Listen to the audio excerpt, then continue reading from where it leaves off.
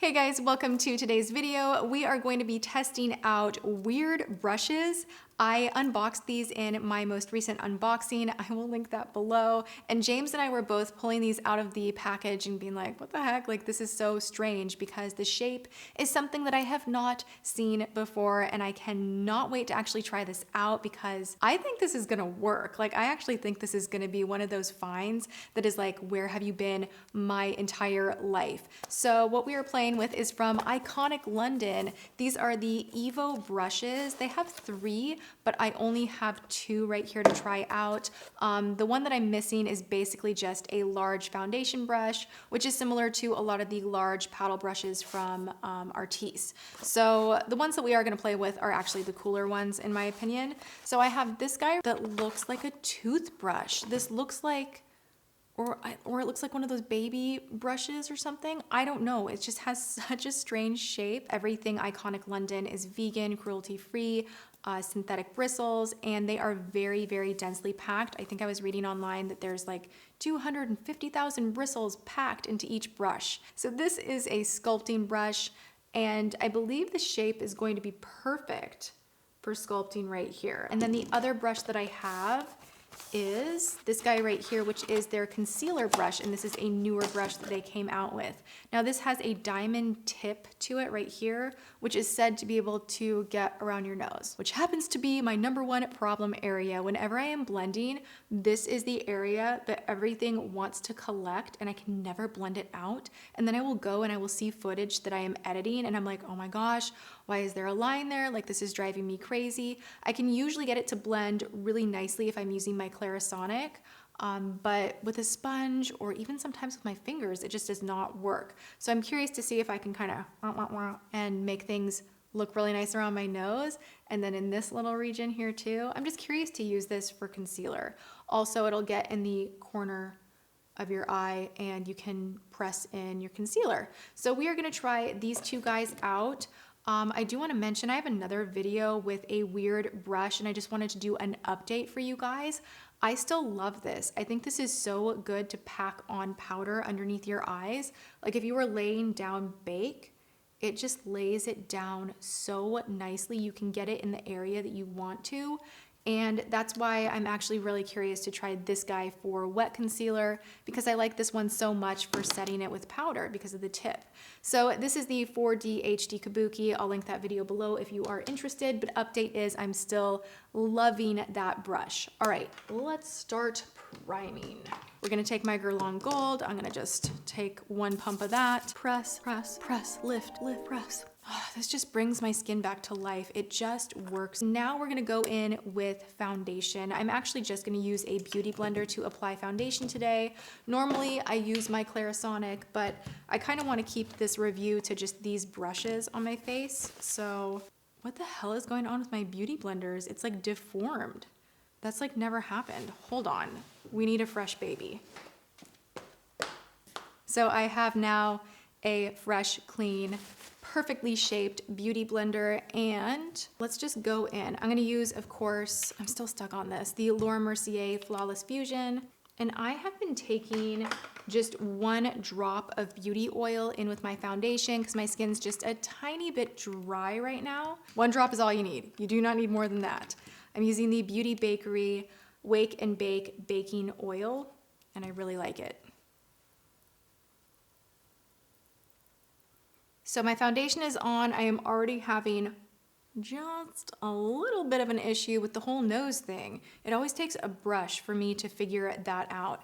Okay, so I'm actually going to contour first and then highlight. I've been doing that recently and I feel like it gives me a little more control to add the highlight after or concealer after, just in case things get a little bit muddy or out of control. And I'm gonna be taking the Kim Kardashian West contour and I'm going to, right about here. And with this one, it blends out so nice that I do like going a little bit heavy. Get the nose. Here, good, right here. Here. And I always like doing just a little around the mouth. Oh, wow, it looks so good, you guys. Amazing.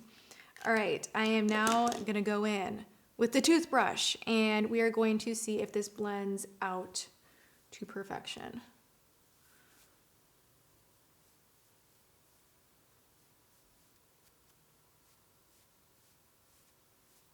Okay, so immediately the thing that I like is that I'm able to almost push the contour up, and I'm not getting it anywhere in this region, which I hate it when I end up getting my contour pulled too close to my mouth, because I feel like it actually defeats the purpose and makes my face look like it's more saggy and just not right. So I'm liking that I'm able to kind of do a little bit of this push and then use circular motions. That's not bad. Okay, as predicted, it's a little too big for the nose. I mean, it's getting the job done, but it's not what I like the best. Like, I prefer the Clarisonic for the nose. It just, if you put it on its side, it literally blends things out in this perfect line, and I love it. I feel a little uneven with my contour. Like, this side doesn't have as much, so I'm gonna add just a little more. I don't know. I mean, part of me still wants to reach for my Clarisonic just because that's my crutch. I am used to that. I know it works for me, but I'm all for obviously trying new things out. I do feel like this gave me a sharper contour. It's more noticeable. So if you like more of that harsh line, but you want it very blurred out, this will definitely do that. The next thing I want to do is put on concealer, and I am 100% still stuck on the Liquid Camouflage from Catrice. I have the number 020 Light Beige, and I'm just going to pop this on. I am going to highlight a little bit just because I want to see how this brush works, you know? So we are going in. I'm first going to work underneath the eyes. Oh, that's scratchy. Oh, shoot.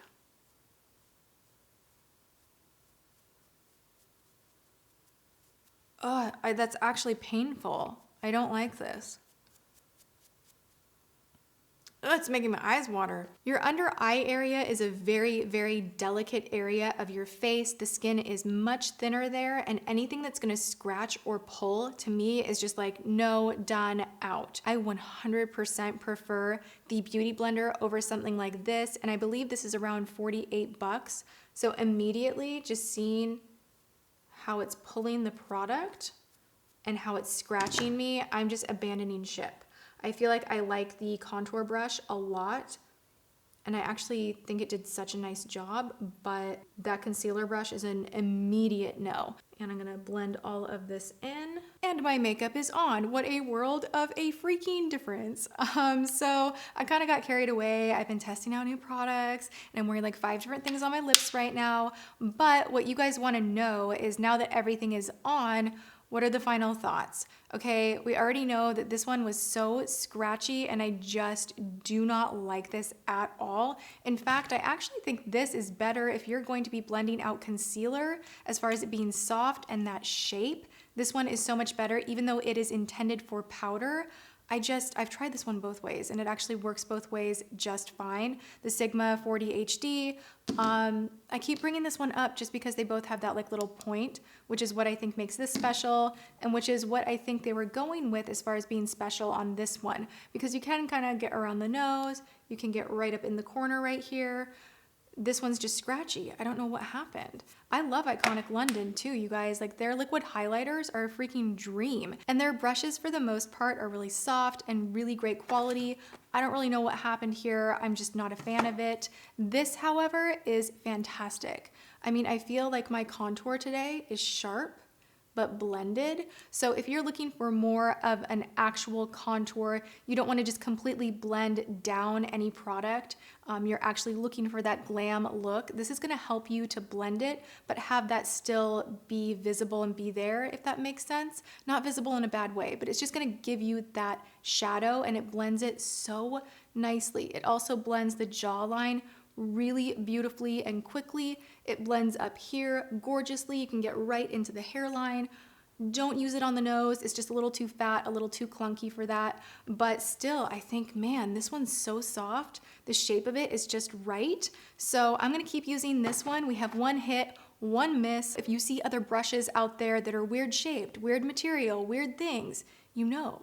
I am here to try them all out and see what works, what doesn't, and always keep me in the loop. Leave those comments below. I am happy to keep doing this kind of a video for you guys, and I hope you enjoyed it. If you did, hit the thumbs up button. I really appreciate that, and I'm sending you love. I hope you're having a good one, and I will see you all in tomorrow's video. Thanks for watching. Mwah.